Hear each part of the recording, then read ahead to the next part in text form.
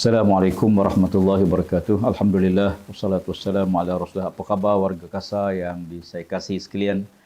Salam sejahtera kepada semua, dan kita harap mudah-mudahan dalam situasi COVID-19 yang masih melanda negara dan kita bertugas daripada rumah masing-masing sebahagian besar kita, pastikan bahawa tugas tanggungjawab kita laksanakan dengan sebaik mungkin. Walaupun mungkin suasana kerja tak sama dengan waktu di pejabat, tapi apa yang penting ialah waktu-waktu kita bekerja, kita harus bekerja dengan sebaik mungkin, dengan semampu mungkin yang mampu kita laksanakan. Kerana dalam situasi yang ada ini, walaupun kita tahu bebanan tugas kita makin banyak, tanggungjawab kita besar, tetapi menjaga kesihatan itu menjadi keutamaan kita. Keselamatan nyawa menjadi keutamaan. Maka oleh kerana itu, dalam situasi yang ada hari ini, maka sahabat-sahabat petugas-petugas, pegawai kaki tangan kasar yang terpaksa bertugas di lapangan, berhati-hati. Semoga Allah Ta'ala pelihara kita semua. Pastikan kita jaga SOP yang telah ditentukan.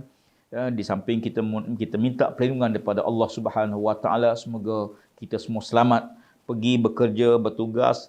Kadang-kadang berjumpa pegang tu pegang ini, dan kita tak tahu. Pastikan kita sanitize tangan kita sebelum kita balik rumah. Dan bila sampai rumah, sebelum masuk rumah, pastikan kita basuh tangan kita. Pastikan semua kita jaga, sebab kita tak mahu, kita dalam kepala kita ni kita minta supaya tak berlaku, tapi kita tak tahu kalau tangan kita ada virus yang lekat dalam kita balik basuh, supaya bila kita masuk rumah, kita jumpa isteri, jumpa anak-anak kita, mudah-mudahan mereka semua dipelihara. Pakaian kita pakai keluar, yang berjumpa orang ramai, pastikan balik kita letakkan, kita basuh terus. Jangan kita dengan pakaian tu kita ambil anak, kita dukung anak kita jumpa isteri kita dan seumpama dengan pakaian tersebut, kita tak tahu sama ada mungkin pada pakaian kita ada virus tersebut atau pada tangan kita dan seumpamanya. Sama juga face mask yang kita pakai. Kadang-kadang bila kita dah keluar banyak tempat yang kita keluar dan kita bergaul dengan orang ramai yang saya tak langsung waktu bekerja, walaupun dalam tempoh yang COVID ni, tapi masing-masing kita ada petugas-petugas Barisan Harapan sebagai contoh. Pihak penguatkuasa terpaksa kita turun ke lapangan, maka pastikan bahawa face mask kita, bila kita lupuh dengan sebaik mungkin. Pastikan tali getah tu kita cabut, kita putuskan. Jangan kita biar begitu nanti dia hanyut, sangkut sana sini, memudaratkan alam sekitar, sungai dan seumpamanya, longkang kita. Dan paling bahaya sekali ialah kena pada binatang-binatang yang lemah, yang kadang-kadang sangkut getah tu pada kepala dia, kepada kaki, pada tubuh dia. Dan kita jaga semua perkara ini. Tuan-tuan sekalian, saya nak balik kepada rakan-rakan kita untuk sama-sama kita mengambil suatu hadis Nabi SAW. Suatu hadis pada Abu Hurairah radhiyallahu anhu. Nabi SAW bersabda, ada 3 golongan kata Rasulullah yang Allah tidak bercakap dengan nanti di akhirat. Allah tak pandang dengan pandangan rahmat Allah Ta'ala, dan Allah tidak ampun dosa dia. Na'udzubillah min zalik. Kata Nabi SAW, 3 golongan, salah satu la yukallimuhumullah yaumal qiyamah. Allah tak bercakap dengan dia nanti di hari akhirat. Maknanya kalau Tuhan tak bercakap, tak beri rahmat sebagainya, tak nak bercakap dengan dia, ini kemurkaan Allah Subhanahu Wa Taala yang sangat tinggi. Wala yanzur ilaih, Allah tak tengok pun dia dengan pandangan rahmat Allah Subhanahu Wa Taala. Wala yuzakkihim, Allah Taala tidak bersihkan dia, berarti Allah tak ampun dosa dia. Walahum azabun alim, mereka tu diazab dengan azab yang sangat pedih. Tiga golongan. Yang pertama kata Nabi SAW, rajulun ala fadli ma'in bil falati yamnuhu min ibnis sabil. Yang pertama, orang ada air. Orang yang ada lebihan air, tapi dia tak bagi air itu pada orang yang perlu. Tuan-tuan sekalian, air, api, pada rumput ini benda yang awam, public punya. Maka dalam Islam, air ini merupakan salah satu elemen yang paling penting. Kalau kita ada air, tiba-tiba ada orang lalu musafir. Dan hadis ni, Ibnu Sabin makna orang dalam musafir lah, kebetulan keputusan habis bekalan air. Maka dia tak nak bagi air tersebut kepada orang yang minta merayu-rayu. Ini tak sepatut berlaku. Dan kita boleh kiaskan pada benda lain. Orang yang tengah perlu, kita ada, kita bagilah. Wallahu fi aunil abdi ma kana al-abdu fi auni akhih. Allah akan tolong kita bila kita tolong saudara kita. Yang pertama, Nabi kata orang yang ada kelebihan air dalam hadis ni, tapi dia tak bagi kepada orang berhajat. Satu, Allah tak tengok dia nanti di akhirat. Allah tak ampun dosa dia. Allah Ta'ala tidak akan bercakap dengan dia. Yang kedua, kata Nabi SAW, seorang yang warajulun baya'a rajulun seorang yang laki-laki yang menjual barang dagangan, maka dia iklan barangan dia, dia beritahu bahawa dia bersumpah dengan barangan dia ni konon dapat hadap, dia beli dengan harga, begini dapat untung sikit dan sebagainya. Ni iklan-iklan yang tak betul. Dalam dagangan ni pun dalam Islam, kita iklan biar betul. Jangan iklan melampau-lampau lebih daripada apa yang sepatutnya. Bila orang beri tiba-tiba tak berlaku sebagaimana yang kita iklan. Sekarang ni kadang-kadang bungkusan tu jauh lebih hebat daripada konten dalam barangan tersebut. Iklan yang lebih-lebih tak boleh. Iklan sebagaimana barangan tak apa. Tapi jangan kita iklan lebih-lebih daripada apa yang real, yang sebenar. Akhirnya orang beli bukan kerana barangan itu, tapi kerana iklan yang itu. Dalam hadis yang berkata dia sanggup bersumpah, kononnya dapat untung sikit je, saya untung RM2 je. Ada orang kadang-kadang bila kita berang, dia datang beritahu, saya beli harga dengan RM50, saya jual RM55. Untung RM5 je, padahal dia bohong. Kita pembeli, kita tak nak tahu berapa harga dia beli. Itu urusan dia. Tapi kadang-kadang dia bersumpah, wallahi demi Allah. Demi Allah saya beli dengan harga ni, saya untung RM2 je. Ada yang kata saya untung RM3 je. Betul ke untung RM3? Pembeli tak nak tahu berapa untung. Pembeli hanya minta tawar harga murah sikit. Nak bagi, tak bagi tak apa. Tapi jangan sumpah dengan sumpah palsu. Jangan kita bersumpah guna nama Allah, kononnya kita dapat harga sekian-sekian, untung sikit. Ambil simpati pada pembeli. Nabi kata Allah tak tengok nanti di akhirat. Allah tidak akan bercakap dengan dia, Allah tidak akan ampun dosa dia. Jadi sebahagian di antara peniaga, kadang-kadang iklan melampau-lampau barangan yang bukan real. Tapi kita beritahu, boleh tengok. Sebab yang penting, pembeli redha, kita jual pun seronok. Keberkatan akan berlaku bila kita berurusan dengan manusia. Orang yang kita urus tu dapat dengan baik. Kita yang urusan dia pun kita seronok.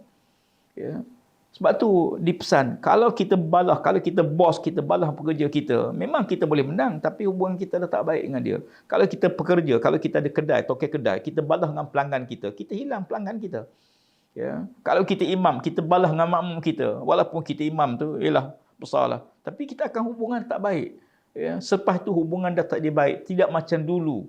Walaupun kita maafkan dia, dia maafkan kita, tapi dah ada parut. Maka kan itu kita jaga. Tambah-tambah kalau kita lihat dalam sejarah Islam, dalam bab jual beli ni sangat hati-hati supaya kita tidak bersumpah dengan sumpah palsu untuk semata-mata menarik pelanggan untuk beli barangan kita. Dan dalam fenomena yang hari ni, online business ni, banyak kes order barang lain sampai barang lain. Iklannya macam-macam, iklannya cantik sampai-sampai tiba-tiba tidak sebagaimana yang diiklankan, tidak sebagaimana yang betul.